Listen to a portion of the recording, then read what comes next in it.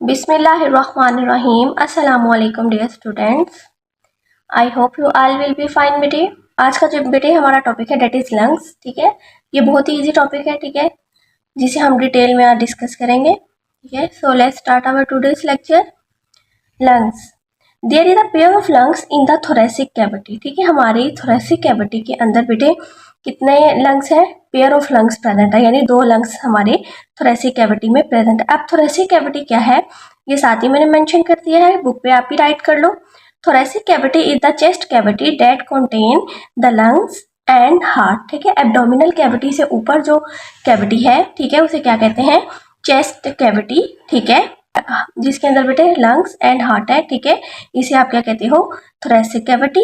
ठीक है, या चेस्ट कैविटी। ठीक है, from above and sides lungs are enclose by the chest wall. ठीक है, आप ऊपर की तरफ से और साइड से लंग्स को किसने कवर किया हुआ है, किसने इनक्लोज किया हुआ है? चेस्ट वॉल ने। ठीक है बेटे, a thick muscular structure called diaphragm below lungs is present. ठीक है, आप बेटे ये डायग्राम देख रहे हो आप लंग्स की। ठीक है, एक पेयर प्रेजेंट है हमारे बॉडी के अंदर लंग्स का, यानी 2 लंग्स प्रेजेंट है हमारी बॉडी के अंदर। अब लंग्स के बेटे नीचे, ठीक है, बिलो द लंग्स क्या प्रेजेंट है? एक मस्कुलर स्ट्रक्चर प्रेजेंट है जिसे क्या कहते हैं? डायाफ्राम। ठीक है, lungs are spongy and elastic. ठीक है, अब लंग्स कैसे हैं? लंग्स की स्ट्रक्चर कैसी है? लंग्स क्या है? स्पॉन्जी है। आपने स्पंज देखा होगा, उसके अंदर बेटे क्या होते हैं? छोटी छोटी स्पेसिस होते हैं, सुराख होते हैं। ठीक है, इस तरह लंग्स के अंदर भी क्या होती हैं? स्पेसिस होती हैं। ठीक है, एंड इलास्टिक ऑर्गन है। ठीक है, इसके लचकदार ऑर्गन है। ठीक है, इसकी इलास्टिसिटी की वजह से ही बेटे एयर हमारी बॉडी के अंदर आती है और हमारी बॉडी से बाहर आती है। ठीक है, लंग्स कॉन्ट्रैक्ट होते हैं और रिलैक्स होते हैं। ठीक है, the left lung in slightly smaller than the right lung. ठीक है, ये राइट लंग है और ये क्या है? लेफ्ट लंग है। ठीक है, अब ये जो लेफ्ट लंग है बेटे, ये अब डायग्राम में भी आपको पता चल रहा होगा, लेफ्ट जो लंग है वो स्मॉलर है किससे? राइट लंग से। ठीक है, there are 2 lobes in the left lung. ठीक है, while right lung has 3 lobes. ठीक है, अब आप राइट लंग देख रहे हो, राइट लंग के अंदर बेटे 3 लोब्स हैं। ठीक है, और लेफ्ट लंग के अंदर क्या है बेटे? 2 लोब्स हैं। ठीक है, क्यों? क्योंकि लेफ्ट साइड पे क्या प्रेजेंट होता है? हार्ट प्रेजेंट होता है, जिसकी वजह से स्पेस की वजह से लेफ्ट लंग के क्या है? 2 लोब्स हैं और राइट लंग के 3 लोब्स हैं। ठीक है बेटे, आप डायग्राम भी देख रहे हो। ठीक है, लंग्स की, ये लेफ्ट लंग है और ये राइट लंग है। ठीक है, lungs are enclosed in a double membrane called pleura. ठीक है, अब लंग्स को बेटे एक डबल मेम्ब्रेन ने क्या किया हुआ है? सराउंड किया हुआ है, इनक्लोज किया हुआ है। उसे आप, उस मेम्ब्रेन को आप क्या कहते हो? प्लेयूरल मेम्ब्रेन। ठीक है, अब ये देख रहे हो बेटे ये लंग्स, अब ये जो ब्लू कलर की नजर आ रही है ये क्या है? ये प्लेयूरल मेम्ब्रेन है। ठीक है, और ये डबल लेयर होती है। ठीक है, प्लेयूरल मेम्ब्रेन क्या है? डबल लेयर मेम्ब्रेन है। ठीक है, its inner layer is attached to the surface of the lungs while the outer layer line the inner surface of the chest wall and the diaphragm. ठीक है, अब बेटे प्लेयूरल मेम्ब्रेन की जो इनर साइड है वो किसके साथ अटैच होगी? लंग के साथ। और जो बाहर वाली लेयर है प्लेयूरल मेम्ब्रेन की, ठीक है, उसने किसको लाइन किया है? चेस्ट कैविटी की और डायाफ्राम की इनर सरफेस को।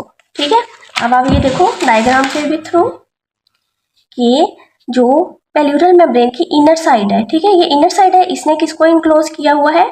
लंग्स को। और जो आउटर साइड है इसने किसको इनक्लोज किया हुआ है? इसने इनक्लोज किया हुआ है चेस्ट कैविटी को और डायाफ्राम को। ठीक है बेटे,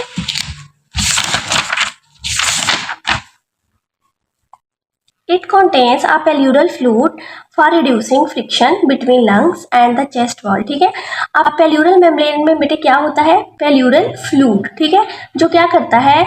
जो लंग्स और चेस्ट कैविटी के दरमियान में क्या रिड्यूस करता है? फ्रिक्शन। अब आपको पता है बेटे कि इनहेलेशन और एक्सहेलेशन के प्रोसेस में लंग्स क्या करेंगे? रिलैक्स, कॉन्ट्रैक्ट और रिलैक्स करेंगे, जिसकी वजह से फ्रिक्शन प्रोड्यूस हो सकती है। लेकिन फ्रिक्शन किस वजह से रिड्यूस हो सकता है? क्योंकि प्लेयूरल फ्लूइड प्रेजेंट है। ठीक है, इसकी वजह से लंग्स और चेस्ट कैविटी के दरमियान में फ्रिक्शन जो है वो रिड्यूस हो जाती है। ठीक है बेटे, यहाँ तक था स्ट्रक्चर ऑफ लंग्स। ठीक है, नेक्स्ट देखते हैं ब्लड सर्कुलेशन इन लंग्स। ठीक है, ये स्टार्ट करने से पहले बेटे आपको पता होगा कि ठीक है, आर्टरीज और वेन के बारे में आपने पढ़ा है कि आर्टरीज के अंदर कौन सा ब्लड होता है, ऑक्सीजनेटेड ब्लड, ठीक है, और वेन्स के अंदर कौन सा ब्लड होता है, डीऑक्सीजनेटेड ब्लड। अब आपने एक चीज याद रखनी है कि सिर्फ आपकी बॉडी के अंदर पल्मोनरी आर्टरी है जिसके अंदर डीऑक्सीजनेटेड ब्लड होता है और पल्मोनरी वेन के अंदर ऑक्सीजनेटेड ब्लड होता है। इसके अलावा आपकी बॉडी के अंदर जितनी भी आर्टरीज हैं, पल्मोनरी आर्टरी के अलावा आपकी बॉडी के अंदर जितनी भी आर्टरीज हैं उनके अंदर क्या होता है, ऑक्सीजनेटेड ब्लड होता है। और पल्मोनरी वेन के अलावा जितने भी वेन है उनके अंदर कौन सा ब्लड होता है, डीऑक्सीजनेटेड ब्लड। ठीक है बेटे, ब्लड सर्कुलेशन अब देख लेते हैं लंग्स में कैसे होती है। Pulmonary artery carry deoxygenated blood from heart to the lungs. ठीक है, अब पल्मोनरी आर्टरी, ठीक है, पल्मोनरी आर्टरी क्या करती है, डीऑक्सीजनेटेड ब्लड जो है वो हार्ट से कहाँ लेके आती है, लंग्स के अंदर। ठीक है, inside each lung the pulmonary artery divide into smaller arteriole. ठीक है, अब हार्ट के अंदर जो पल्मोनरी आर्टरी है वो किसके अंदर चेंज हो जाएगी, आर्ट्रियोल्स के अंदर। ठीक है, फर्दर डिवाइड होगी और आर्ट्रियोल में चेंज हो जाएगी। The arteriole divide further and make capillaries around the alveoli. अब बेटे यही आर्ट्रियोल मजीद फर्दर डिवाइड होकर क्या बना देंगे, कैपिलरीज अराउंड द एल्वियोलाई। ये आपको एक एल्वियोलस की स्ट्रक्चर दिखाई गई है, ठीक है, जिसके अंदर आर्ट्रियोल डिवाइड होकर किसमें चेंज हो गई, कैपिलरीज के अंदर। ठीक है, after surround the alveoli the capillaries join to form venule. अब कैपिलरीज ने जब सराउंड कर लिया एल्वियोलाई को तो ये ज्वाइन होके क्या बना देंगी बेटे, बना देंगी वेन्यूल्स। ठीक है, the venules join to form pulmonary vein. अब बेटे ये वेन्यूल्स ज्वाइन होके क्या बना देंगी, पल्मोनरी वेन। ठीक है, अब पल्मोनरी वेन क्या करेगी, pulmonary veins carry oxygenated blood back to the heart. ठीक है, पल्मोनरी वेन जो है वो ऑक्सीजनेटेड ब्लड कहाँ लेके जाएगी, हार्ट की तरफ लेके जाएगी। ठीक है, आई होप बेटे आपको स्ट्रक्चर ऑफ लंग की and blood circulation in lungs की बहुत अच्छे तरीके से समझ आ गई होगी। ठीक है, नेक्स्ट लेक्चर में इंशाल्लाह हम स्टार्ट करेंगे मैकेनिज्म ऑफ ब्रीथिंग। ठीक है बेटे, good luck and have a nice day.